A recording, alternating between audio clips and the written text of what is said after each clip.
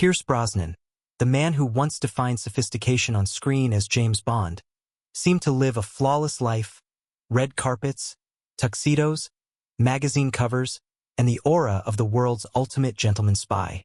But behind that charm was a story of betrayal, politics, and painful battles. His career, though glittering from the outside, was marked by storms that very few people ever dared to speak about. When he signed on for Tomorrow Never Dies, Brosnan expected another glorious Bond adventure. Instead, it became a nightmare.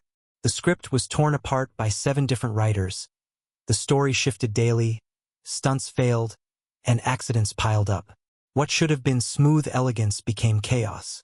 Brosnan, the face of the franchise, was forced to smile for the cameras while quietly holding together a production that was falling apart. The real trouble, however, came from his co-star Terry Hatcher. Their supposed romance on screen turned into silent warfare behind the scenes. She arrived late, clashed with him constantly, and once delivered a slap so real that it stung not just his cheek but his reputation.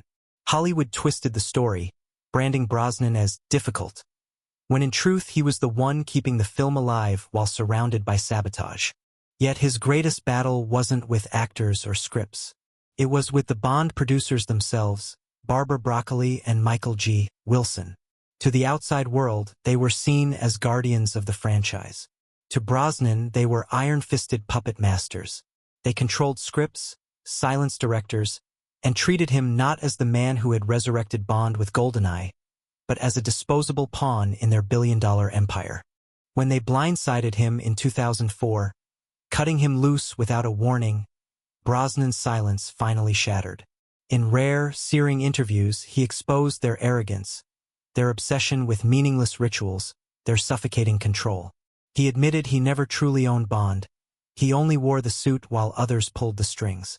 His candor shocked fans, revealing the cracks beneath one of Hollywood's most polished machines. But Hollywood has a long memory, and karma always circles back. Years later, Amazon swallowed MGM, and suddenly the untouchable Broccoli family found themselves under attack. In 2025, Barbara's scandals and clashes with corporate power cost her everything. The empire crumbled, and Brosnan, once humiliated, stood vindicated. Ironically, whispers even began of him returning as an older, wiser Bond, the legend rising above the ruins. Still, the tests never ended. When Brosnan played a role in Guy Ritchie's Mobland, critics mocked his Irish accent, his very own heritage, calling it cartoonish. But Brosnan stood firm, explaining he had crafted a precise dialect with care. And while critics sneered, audiences celebrated, turning Mobland into Paramount Plus's biggest hit.